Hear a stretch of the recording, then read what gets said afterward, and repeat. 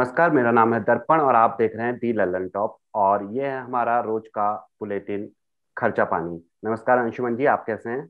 मैं अच्छा हूँ। धन्यवाद दर्पण। आप खर्चा पानी के इस बुलेटिन में आपका स्वागत है। आप सबका स्वागत है। अंशुमन जी, हम सीधे अगर पहली खबर की तरफ चलें या पहली चर्चा की तरफ चलें तो एमपीसी की 3 दिन की मीटिंग चल रही है, जिसका प्रेस कॉन्फ्रेंस करके जिसका रिजल्ट कल आ जाएगा।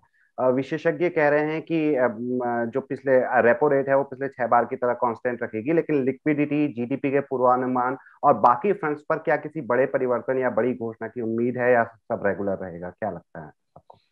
दर्पण, आज की सबकी जो सबसे बड़ी खबर, जिस पर अब सबकी निगाह है अगले 48 घंटे में, इस ये सप्ताह सूचनाओं के हिसाब से, आंकड़ों के हिसाब से भारत के लिए काफी महत्वपूर्ण रहा। और जब हम सप्ताहांत की तरफ बढ़ रहे हैं, इसी सप्ताह हमारे सामने जीडीपी का आंकड़ा आया सरकार की तरफ से, जो जो ये बताता है कि भारत की आर्थिक विकास दर लॉकडाउन के साल में, कोविड के साल में -7.3% रही थी। इसके तत्काल बाद बाजार को, अर्थव्यवस्था को करीब से देखने वाले लोग घूम जाते हैं रिजर्व बैंक की तरफ, उधर मुखातिब होते हैं और देखते हैं कि रिजर्व बैंक की प्रतिक्रिया इस पर क्या आती है। और ये आंकड़ा आने के ठीक एक दिन बाद मॉनेटरी पॉलिसी कमेटी की बैठक शुरू हुई। ये वो कमेटी है जिसमें में रिजर्व बैंक के प्रतिनिधि होते हैं, अर्थशास्त्री होते हैं, जिनको सरकार नियुक्त करती है, और ये मिलकर तय करते हैं कि ब्याज दरों को लेकर बाजार में क्या कमी या बढ़ोतरी की जा सकती है, इसका क्या पर्सपेक्टिव रहने वाला है। इसका वो फैसला लेते हैं जो आरबीआई लागू करता है, और इसके साथ वो ये भी बताते हैं कि भारतीय अर्थव्यवस्था की स्थिति क्या है। तो एक किस्म से ये मॉनेटरी पॉलिसी कमेटी की जो तिमाही बैठक होती है, वो तिमाही रिव्यू होता है अर्थव्यवस्था की परिस्थिति का। और ये वो कमेटी है जो सारे तापमान नापकर, सारे अंगों पे स्टेथोस्कोप लगा के बताने की कोशिश करती है कि हम यहाँ खड़े हुए हैं। इसलिए इस कमेटी की बैठक पर लोगों की निगाहें काफी ज्यादा रहती हैं, और सबकी रहती हैं, मतलब हमारी आपकी भी रहनी चाहिए, क्योंकि हमारी आपकी बचत, हमारी आपकी खपत, हमारे कर्ज पर ब्याज, बचत पर ब्याज, ये सब इसी कमेटी के रिव्यू से प्रभावित होता है। इस शुक्रवार को इस कमेटी की बैठक का नतीजा आएगा, और उस नतीजे को लेकर बाजार में जो चर्चाएं हैं उसमें दो तीन महत्वपूर्ण चीजें समझ में आ रही हैं। एक तो इस बात की संभावना कम है कि रिजर्व बैंक ब्याज दरों में कटौती करेगा, यानी रेपो रेट में कटौती करेगा। रेपो रेट वो रेट होती है जिस पर बैंक रिजर्व बैंक से कर्ज लेते हैं, और उसे एक इंडिकेटर रेट माना जाता है, जिसके आधार पर ब्याज में कर्ज, बाजार में कर्ज की दरें अलग अलग बैंक तय करते हैं। हालांकि केवल एक वही पैमाना नहीं है, उसका एक बड़ा बेंचमार्क है, लेकिन इसको महत्वपूर्ण इंडिकेटर है, संकेतक माना जाता है। ये संकेत होता है कि रिजर्व बैंक ये चाहता है कि ब्याज दरें कम की जाए। रिजर्व बैंक की दुविधा यह है कि ब्याज दरें लगातार कम हो चुकी हैं, कर्ज की मांग बढ़ नहीं रही है, जिस पर हम आगे बात करेंगे कि क्या स्थिति है बैंकों में कर्ज की, कि सस्ते कर्ज का फायदा ज्यादातर लोगों को नहीं मिल रहा है। जिन्हें जिन्हें उपभोक्ताओं में कर्ज लेना है, उनकी नौकरियां चली गई हैं, रोजगार खत्म हो गए हैं। जिन कंपनियों को कर्ज लेना है वो कर्ज कम कर रही हैं, घटा रही हैं, ब्याज का बोझ नहीं लेना चाहती हैं। तो उम्मीद कम है, ज्यादातर लोग ये मान रहे हैं, और जो हमारे पास संकेत आ रहे हैं उस हिसाब से शायद रिजर्व बैंक स्टेटस को बनाकर रखेगा। दूसरी विंडोज से, दूसरे अलग अलग मौद्रिक रास्तों से वो बाजार में लिक्विडिटी बढ़ाने की कोशिश करेगा। लेकिन चूंकि रिजर्व बैंक के गवर्नर ने अप्रैल में एक अचानक एक सडन प्रेस कॉन्फ्रेंस की थी, हमें याद होगा, जिसमें उन्होंने कई सारी महत्वपूर्ण घोषणाएं की थी, जो सामान्य रूप से आरबीआई की मॉनेटरी पॉलिसी कमेटी के या मॉनेटरी पॉलिसी रिव्यू का हिस्सा होती। इसमें उन्होंने बॉन्ड मार्केट को ठंडा करने के लिए, जो सरकार को ब्याज नहीं दे रहा, कर्ज नहीं दे रहा था, उसके लिए नए तरीके की कोशिशें घोषित की थी। हालांकि बॉन्ड मार्केट ने अभी भी सरकार को बहुत भाव नहीं दिया है, ताजे ऑक्शन में भी बहुत अच्छी स्थिति नहीं रही है, पूरा बॉन्ड इशू सब्सक्राइब नहीं हुआ है। तो इसलिए कल की बैठक में रिजर्व बैंक शायद ब्याज दरों में कोई बड़ी कमी ना करे, लेकिन अर्थव्यवस्था में पूंजी की या कर्ज की कमी नहीं पड़ेगी, इसका वादा जरूर करेगा। इस स्थिति में दो बड़े आंकड़ों पर निगाह रहेगी दर्पण इस बैठक की। पहली चीज ये कि रिजर्व बैंक अगले साल के लिए आर्थिक विकास दर का क्या आकलन रखता है, यानी ये वित्त वर्ष जो चल रहा है इसके लिए आर्थिक विकास दर का आकलन क्या रखता है। हमें याद रखना होगा कि आरबीआई ने अपनी एनुअल रिपोर्ट में इस साल को लेकर गहरी अनिश्चितता लिखी है, काफी पैराग्राफ्स में। दूसरी चीज है कि जब अप्रैल में आरबीआई गवर्नर की प्रेस कॉन्फ्रेंस हुई थी, तब उन्होंने कोई एस्टिमेट नहीं बताया था कि भारतीय अर्थव्यवस्था की इस साल की विकास दर क्या रहेगी। अप्रैल मई डूब गई है कोविड के कारण। सारे के सारे आंकड़े हम इस पर चर्चा करते रहे हैं, पीएमआई के आंकड़े, कोर सेक्टर के आंकड़े, कारों की बिक्री के आंकड़े, खर्च के खपत के सारे आंकड़े खराब स्थिति दिखा रहे हैं, वो रिकवरी कहीं नहीं दिख रही बल्कि खराब स्थिति दिख रही है। पिछले साल के लॉकडाउन की तुलना में तो उससे कल्पना तो ठीक नहीं है, तुलना ठीक नहीं है, लेकिन इस समय मौजूदा परिस्थिति में अप्रैल मई जून के आंकड़े काफी खराब हैं। अप्रैल मई के आंकड़े काफी खराब हैं, जून को लेकर भी संभावनाएं अच्छी नहीं है। तो रिजर्व बैंक इस साल भारत की आर्थिक विकास दर का क्या लक्ष्य देता है, क्या आकलन पेश करता है? हमारे पास शुरुआत में 12-14% के एस्टिमेट आ रहे थे, वो सब घटकर अब 10% से नीचे आ गए हैं, 7%, 8% के आसपास आ गए हैं। रिजर्व बैंक क्या 7% के आसपास की रिकवरी बताएगा बेस इफेक्ट मिलाकर? तो फिर तो ये शून्य रिकवरी होगी अगर ऐसा होता है अगले साल। एक चीज, दूसरी चीज है महंगाई को लेकर बहुत सारी चिंताएं और सवाल बन रहे हैं। थोक महंगाई तो 11% के आसपास पहुंच चुकी है। खुदरा महंगाई अभी आरबीआई की का जो कंफर्ट लेवल उसके आसपास है, लेकिन उस पर खुद थोक महंगाई का असर दिखेगा। पेट्रोल डीजल की कीमतों में आग लगी हुई है, हम डिस्कस कर चुके हैं जी। हाँ, खाद्य तेल की कीमतों में आग लगी हुई है, बहुत सारी और चीजों की कीमतें भी एक साथ बढ़ी हैं। तो महंगाई को लेकर रिजर्व बैंक का क्या नजरिया रहता है, इस पर रिजर्व हमें देखना होगा। और एक तीसरी महत्वपूर्ण चीज है कि विदेशी मुद्रा को लेकर, रुपए को लेकर रिजर्व बैंक का क्या नजरिया होगा, इस पर हमारी निगाहें रहेंगी। तो जब कल मौद्रिक नीति आएगी तब हमें एक और रिजल्ट, इम्तिहान का एक और रिजल्ट हमारे सामने आएगा कि रिजर्व भारत का केंद्रीय बैंकर है, वो भारतीय अर्थव्यवस्था के बारे में क्या सोच और देख रहा है। अंशुमन जी, जैसा आपने बीच में कहा कि हम कर्ज के विषय में भी बात करेंगे, तो हम दूसरे सवाल की ओर बढ़ते हैं। जैसा आपने कहा था कि repo rate if not only but एक महत्वपूर्ण मुद्दा होता है कि किस ब्याज पर ऋण दिया जाएगा या क्या ब्याज मिलेगा पैसे जमा करने पे। लेकिन अभी हम एक रिपोर्ट के बारे में डिस्कस कर रहे थे अंशुमन जी, जिसमें पता चल रहा है कि लोग लोन कम ले रहे हैं या लोन कम बैंक से जा रहे हैं। यही हमारा दूसरा मुद्दा है डिस्कशन का। इस विषय में अगर आप क्लियर कर पाए कुछ। दर्पण, ये इसलिए महत्वपूर्ण है, इसको समझना इसलिए भी जरूरी है कि रिजर्व बैंक ब्याज दरों में कोई कमी क्यों नहीं करेगा। उसकी एक वजह यही नहीं है कि महंगाई बढ़ रही है या रिजर्व बैंक पहले से ही बाजार में लिक्विडिटी बढ़ाने के बहुत सारे उपाय कर चुका है। लिक्विडिटी बढ़ाना या ब्याज दरें कम करना इसको इस उद्देश्य के साथ किया जाता है। उसका मकसद ये होता है कि ब्याज दरें कम होंगी तो लोग कर्ज लेने जाएंगे, कर्ज लेंगे तो निवेश करेंगे, एक सामान खरीदेंगे, कार खरीदेंगे, मकान खरीदेंगे। यही सोचकर पूरा आत्मनिर्भर पैकेज बनाया गया था पिछले साल 20 लाख करोड़ का, जिसका सबसे बड़ा कंपोनेंट क्रेडिट था। क्रेडिट, कर्ज दो, कर्ज बांटो किसी भी कीमत पर। आरबीआई से कहा गया लगातार ब्याज दरें कम करिए। आरबीआई की जो एनुअल रिपोर्ट हमारे सामने आई है उसकी का अगर आप एक अच्छा पाठ करें बैठकर, काफी बड़ी किताब होती है, और उसके आंकड़ों को खंगालने की, निचोड़ने की और समझने की कोशिश करें तो वो ये बताती है कि ये सारी कोशिशें पिछले साल काम नहीं आई किसी तरह से। 13 क्वार्टर के लो पर है बैंकों की क्रेडिट ग्रोथ रेट मार्च के अंत में, जब हम ये कह रहे थे कि भारतीय अर्थव्यवस्था में रिकवरी आ रही थी जी।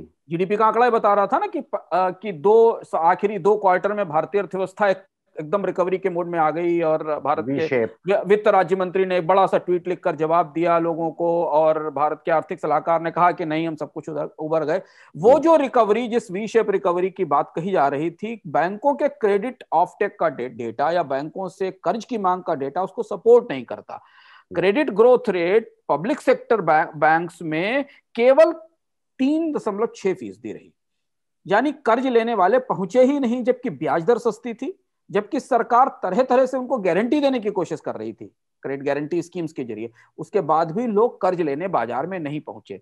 और आप ये कह रहे हैं कि ये 13 तिमाही का लोएस्ट लेवल था, उसको समझना जरूरी। ये आंकड़े समझने के लिए ये हमारे पास बहुत जरूरी होता है। इस क्वार्टर में हम सबसे अच्छी रिकवरी दिखा रहे हैं, उसी क्वार्टर में बैंक में कर्ज लेने वाले नहीं पहुंच रहे हैं, ये आरबीआई की रिपोर्ट बताती है।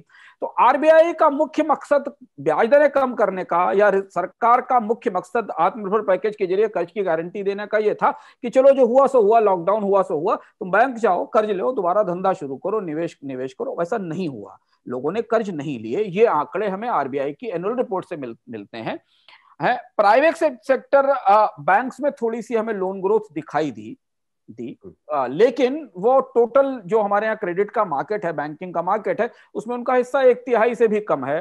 पब्लिक सेक्टर बैंक्स का हिस्सा सबसे बड़ा है, और पब्लिक सेक्टर बैंक्स ही सरकार की स्कीमें भी चला रहे थे। समझना जरूरी है कि आत्मनिर्भर पैकेज के को लागू करने और उसके अंदर दी गई सारी क्रेडिट गारंटीज को मतलब इसमें कि रेहड़ी वाले तक के लिए सरकार ने एक स्कीम डिक्लेयर कर दी, पता नहीं कितने रेहड़ी वालों ने लोन लिया या नहीं लिया है तो नहीं पता, अभी आंकड़े आएंगे फिर दावा किया जाएगा। लेकिन जिन पब्लिक सेक्टर बैंक्स के जरिए सस्ता कर्ज बंटवाने की कोशिश की जा रही थी, जिन्हें सारी गारंटी स्कीम्स लागू करनी थी, उनके कर्ज के आंकड़े इस बात को सपोर्ट नहीं करते कि आत्मनिर्भर पैकेज के तहत जो सस्ते कर्ज की कोशिश की गई थी वो सफल हुई है, पहली चीज।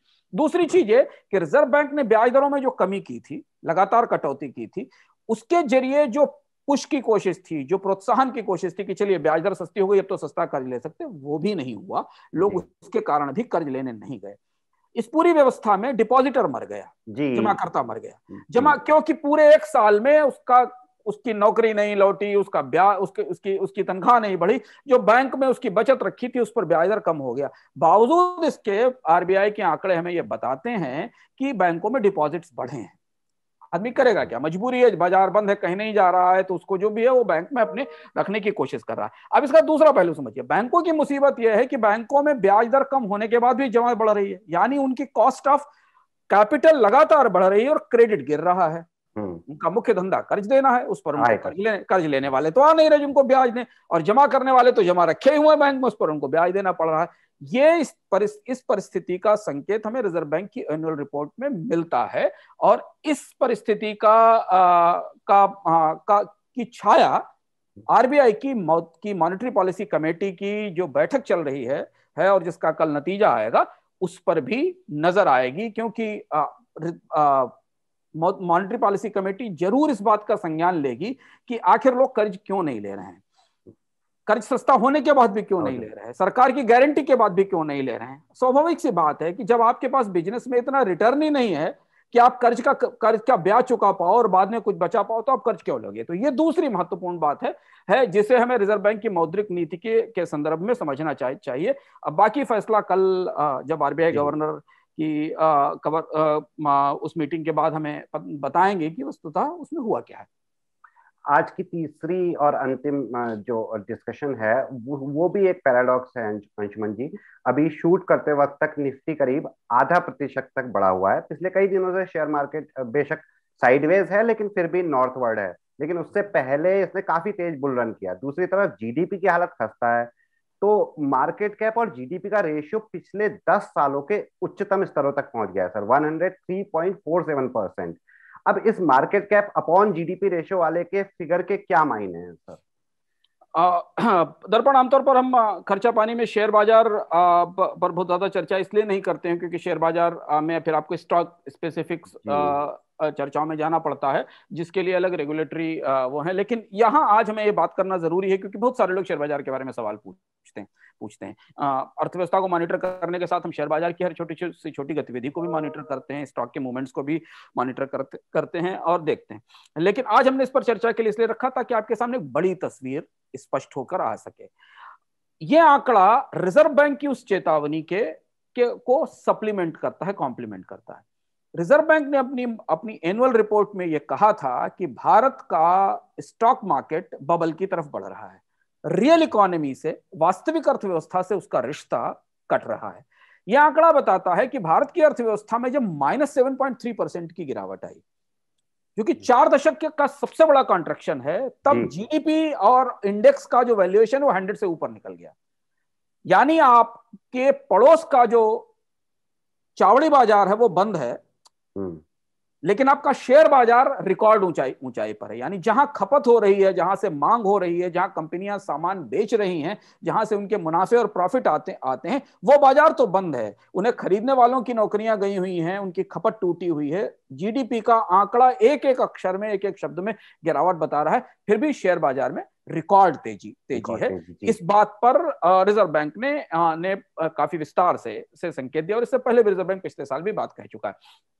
यह आंकड़ा हमें रियल इकोनॉमी और स्टॉक्स के बीच में बड़ा डिस्कनेक्ट दिखाता है। ये डिस्कनेक्ट स्वाभाविक भी होता है। मतलब ये डिस्कनेक्ट आश्चर्यजनक नहीं है, क्योंकि स्टॉक मार्केट के काम करने के पैरामीटर्स बिल्कुल दूसरे होते हैं जिस पर हम कभी विस्तार से चर्चा करेंगे, पर संकेत में हम यहाँ बता सकते हैं। बहुत सारे लोगों को आश्चर्य होता है साहब सब कुछ तो डूब रहा है, बाजार बंद है, इकोनॉमी डूब रही, ऑटोमोबाइल कंपनियां डूब रही, बैंकों में, फिर भी स्टॉक मार्केट में बढ़ोतरी हुई जा रही है, ये होता क्या? और ये समझना इसलिए हमारे लिए जरूरी है कि जो रियल इकोनॉमी से डिस्कनेक्ट है और स्टॉक मार्केट का बढ़ना है, स्टॉक मार्केट हमेशा उस साइड से पे निवेश करता है जहां पर बची हुई अपॉर्चुनिटी होती है।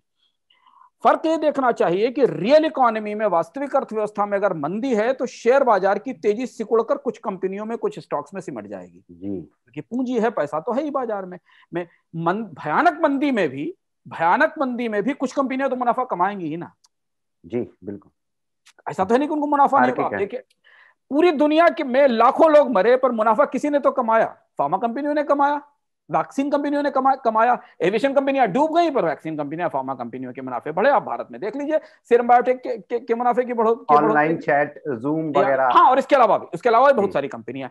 तो स्टॉक मार्केट हमेशा क्योंकि इन्वेस्टर्स अपने पैसे को अधिक से अधिक बेटर अपॉर्चुनिटी के साथ यूज कर सकते हैं, इतने फ्लेक्सिबली मूव कर सकते हैं, इसलिए स्टॉक मार्केट हमेशा आपको अक्सर ऐसा होगा जब वो रियलिटी से डिस्कनेक्ट करता दिखाई देगा। उस पर आप बिल्कुल आश्चर्य मत करिए, ये स्वाभाविक सी बात है, पर यही स्टॉक मार्केट का जोखिम है। इसी में फैट टेल्स जैसी थ्योरी आती है कि सब फैट टेल बनी हुई है। रियल इकोनॉमी का आईना स्टॉक मार्केट तब होता है जब उसकी तेजी बहुत बड़ी हो, ब्रॉड बेस्ड हो, छोटे स्टॉक्स कम में भी हो, मिड साइज स्टॉक्स में भी हो, बहुत सारा कंपनी, सारे सेक्टर्स में डिमांड आ रही हो। हमारे पास स्टील के नंबर आते हैं बहुत खराब है, सीमेंट के नंबर आते हैं बहुत खराब है, एफएमसीजी के नंबर आते हैं बहुत खराब, पर फिर भी वो कंपनियां जो उस मार्केट की लीडर है उनके शेयर बढ़ते रहते हैं, क्योंकि इसकी थ्योरी इसके पीछे ये कि मंदी आती है, कंपटीशन जितना कम होता जाता है, कुछ कंपनियों को उसके फायदे मिलते चले जाते हैं। तो ये डिस्कनेक्ट है, इस डिस्कनेक्ट को हमें स्वीकार करना चाहिए। पैराडॉक्सेस लाइफ में, इकोनॉमी में हमेशा होते हैं, और मैं बार बार इस चर्चा में या इस खर्चा पानी के कार्यक्रम में जब सिद्धांत भी होते हैं तो कहता हूं कि जो लोग बाइनरीज में इकोनॉमी देखते हैं हमेशा गलती करते हैं।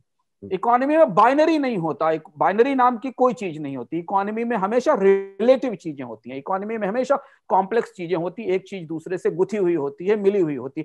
अब आज अगर आप बैंकों से देखें तो बैंकों के का कारोबार नहीं बढ़ रहा जी, उनके पास कर्ज लेने वाले नहीं आ रहे हैं, लेकिन उनके स्टॉक्स चढ़ते हैं। अगर सरकार उसमें थोड़ी पूंजी डाल देती तो उनके स्टॉक्स ऊपर चढ़ जाते हैं। तो ये समझना जरूरी है। और आखिरी बात स्टॉक मार्केट के बारे में कि इसकी पूंजी तो है ही बाजार में, घूम ही रही है।